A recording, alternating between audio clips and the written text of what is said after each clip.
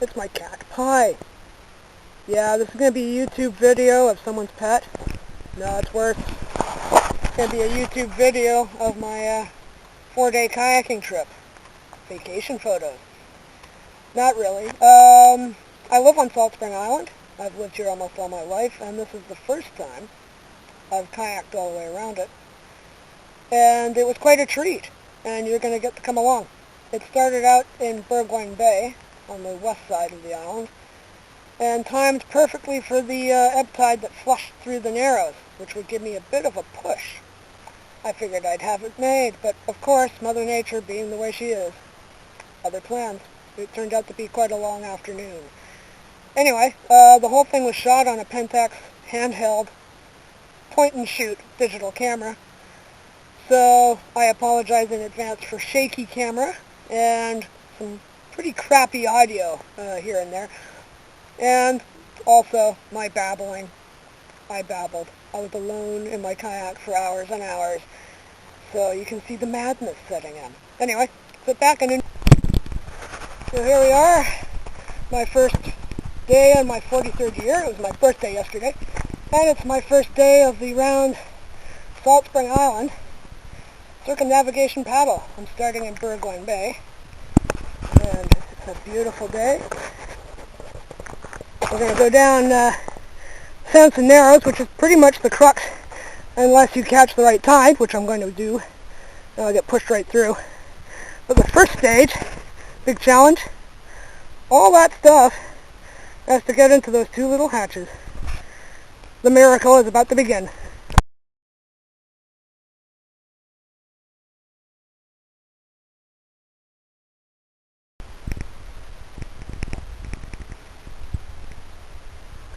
And that was a little river otter. Distant cousin of the sea otter, which you don't get on the inner coast here. These little guys hang out on land where sea otters never go to land. So they're quite unique, very playful. They're always chasing my kayak. That was a lucky little sight. Well, I'm about to hit Bold Bluff, and hopefully the south-going ebb tide will just give me a gentle shoving all the way around the south tip of the island. So it's about 3 or 4 hours in the boat. And hopefully the forecast is different. It just sounds really windy on the other side, so we'll see.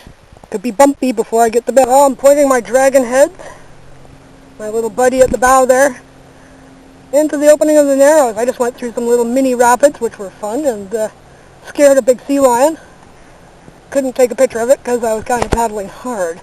It's nice. I'm just sitting here. I could be reading a book. The boat's drifting along at about 2 knots all by itself. But I think that guy's going to beat me. Oh well. But this is pretty. This is my reward for going for it anyway. The forecast was for 5 days of rain.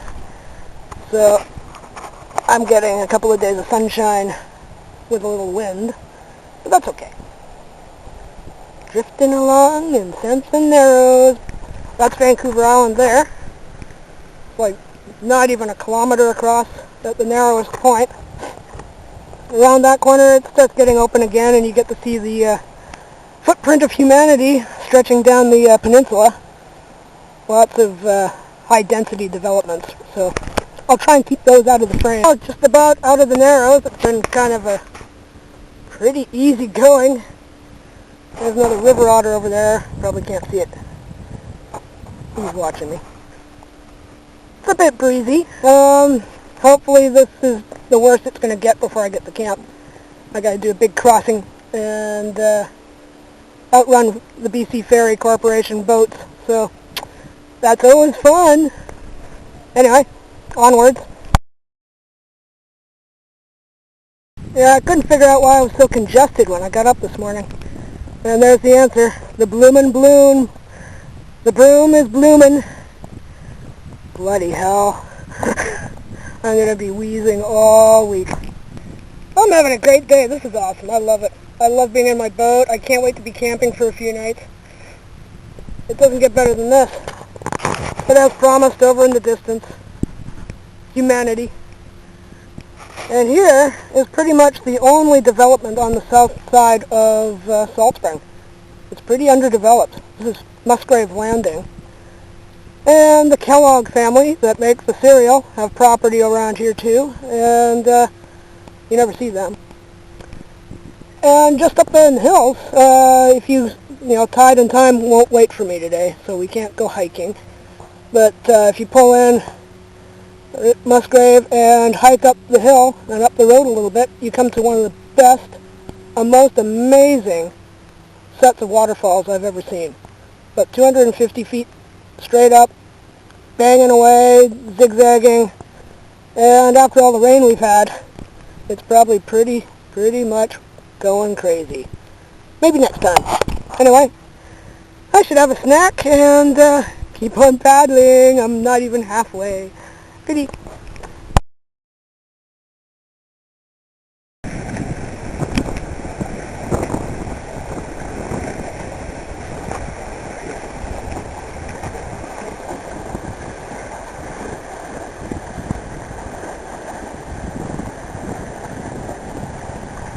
Right now the winds are giving me a hell of a time.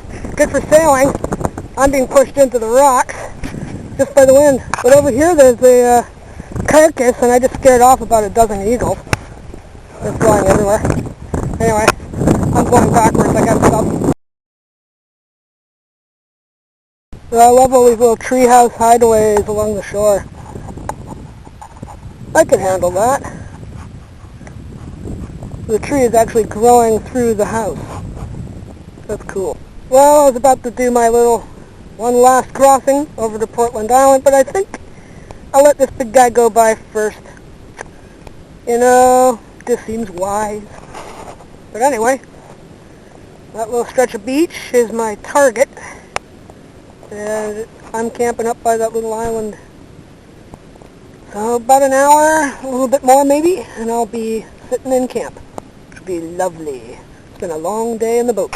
So I've made this video diary segment twice now and realized I didn't even have the camera set right. I was taking a picture of myself, but no video. Anyway, that's what you get after 5.5 hours in the boat, and your brain is kind of tired, and your body's kind of tired, because the wind only stopped 10 minutes before you got into shore. And it wasn't really rough. It was a great day, but just a wind tunnel, and I'm mildly knackered from it.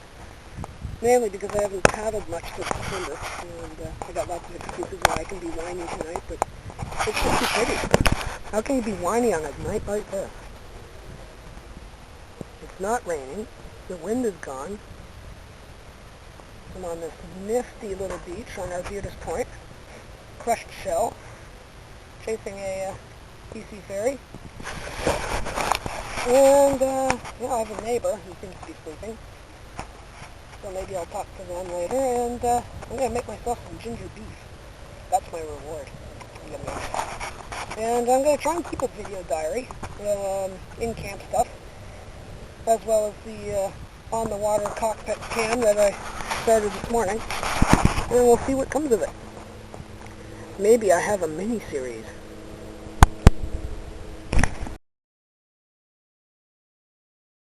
Well, it's a red sky at night. Let's test the theory for tomorrow morning, and I'll make my decisions as to where I go next from there. I might just stay here for a day, and I might just go way over there tomorrow and spend a couple of days on that island instead. I don't know. But what I do know is I'm trying to stay awake until it's dark.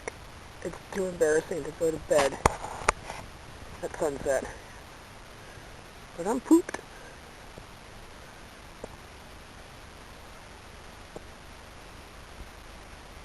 Yep, bedtime. Where's my book?